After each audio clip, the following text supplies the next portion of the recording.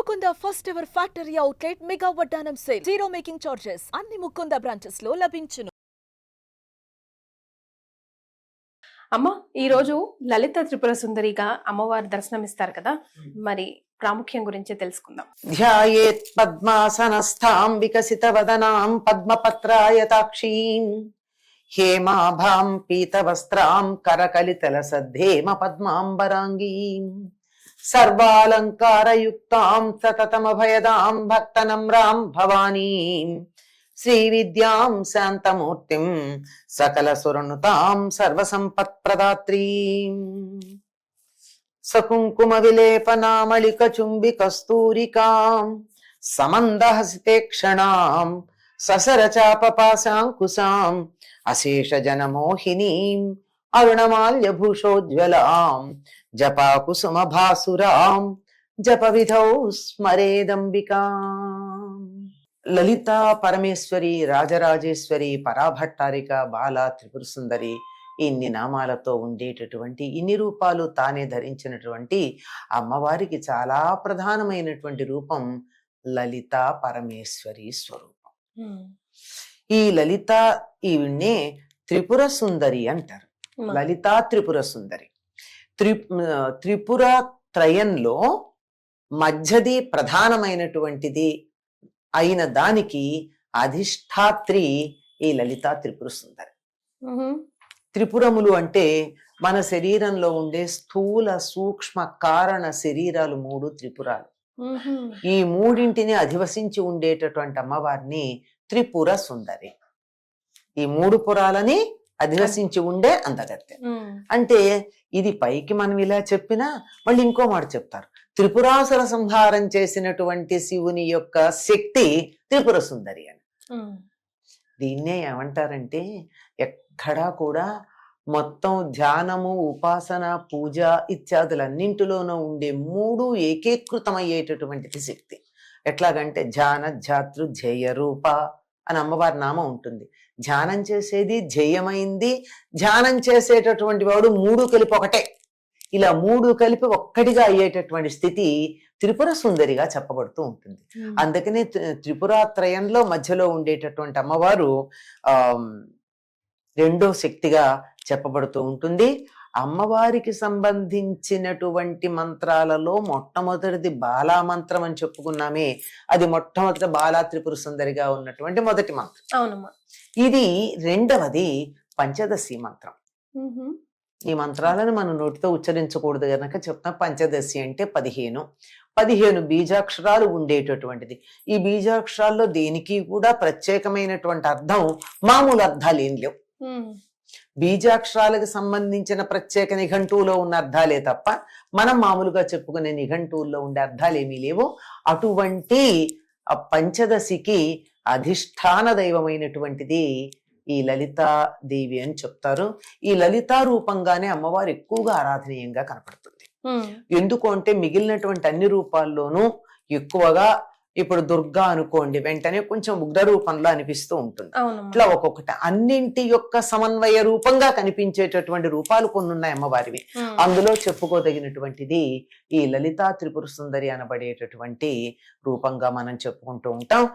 శాంతంగా ప్రశాంతంగా కూడా కనిపిస్తుంది. అసలు లలిత అంటేనే లోకాలను చక్కగా లాలించి పాలించే తల్లి అని అర్థం. లాలిత, లాలించేటటువంటి తల్లి. తెలుగులో ఎంత బాగుంటుందో మనకి, లలిత అన్నది తల్లి అన్నది ఇలా రివర్స్ చేసినట్టు అనిపిస్తుంది. ఎంత బాగా అనిపిస్తుందో అంటే తెలుగు భాషలో ఉన్న అందం అనుకోండి. ఇది లలిత అన్నది సంస్కృతానికి లోకాన్ అతీతాన్ లాలయతి పాలయతి అని అర్థం అనమాట. లలితకి లోకాలనన్నింటి చక్కగా లాలించి పాలిస్తుంది, దండించి పాలించిన సందర్భాలు చాలా తక్కువ. అటువంటి లలిత దీనికి ప్రధానంగా ఈ రోజు మొదలవుతుంది. సాధారణంగా ఇది పంచమి నాడు మొదలవుతుంది. లలితా పంచమి అన్న పేరుతోనే పిలుస్తూ ఉంటాం మనం. ఒకవేళ 9 రోజులు ఏదైనా వీలు లేక దీక్ష తీసుకోవడానికి వీలు లేని వాళ్ళు గనక ఉన్నట్టయితే ఈ పంచమి నుండి మొదలుపెట్టి 5 రోజులు చేసుకుంటారు. అంత ప్రధానమైనటువంటిదమ్మా. ముత్తైదువులందరికీ కూడా ఈవిడ మాంగళ్య సౌభాగ్యాన్ని ప్రసాదిస్తుంది అని, శ్రీచక్రానికి కుంకుమార్చన చేయడానికి ప్రధానమైనటువంటి రోజుగా ఈ లలితా పంచమిని గురించి చెప్పుకుంటూ ఉంటారు. ఈవిడ సర్వ విద్యా స్వరూపిణి. ఆత్మ విద్య, మహావిద్య, శ్రీ విద్య, కామ సేవిత, ఇలాంటి నామాలు మనకి లలితా రహస్యనామ సహస్రంలో కనపడుతూ ఉంటాయి. సర్వ విద్యా స్వరూపిణి అయినటువంటిది, శ్రీ విద్యా స్వరూపిణి అయినటువంటిది, ఆత్మ విద్యా స్వరూపిణి అయినటువంటిది. ఈ రెండింటిని మించి ఇంకేటేం లేవు. శ్రీ విద్య, ఆత్మ విద్య రెండూను. ఆ రెండింటి యొక్క సమన్వయ స్వరూపంగానే మిగిలిన అన్ని విద్యలు ఉంటాయి.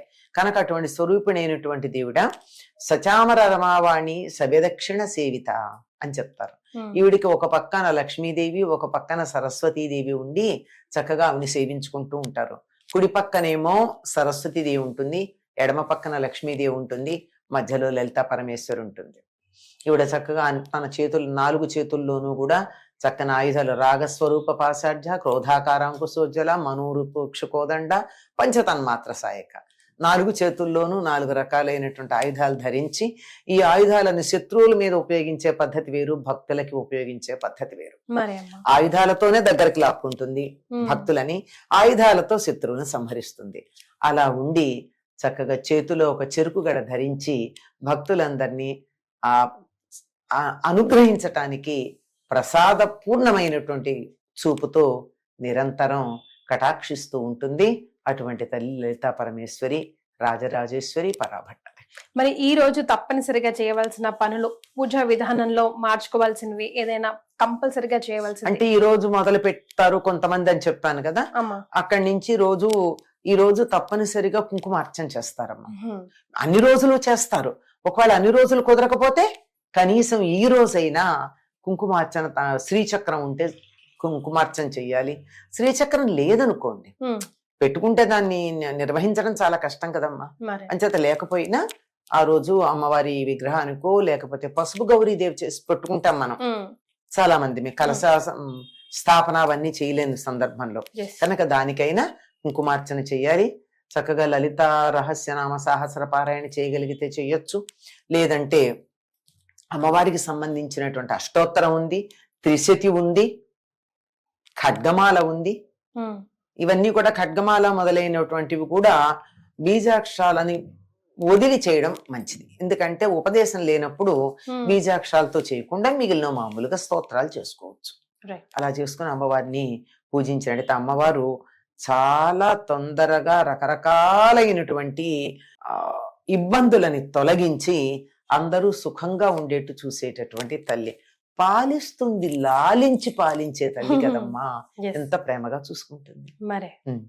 సో అమ్మ, ఇప్పుడు కుంకుమార్చన సమయంలో మనం పెట్టుకునే కుంకుమ 365 days పెట్టుకోవచ్చా? 5 రోజులు తప్పించొచ్చా?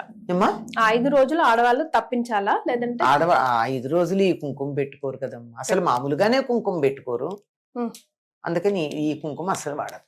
రైట్. చాలా సంతోషం అమ్మ, ధన్యవాదాలు. Anchors dress courtesy by Sakhi.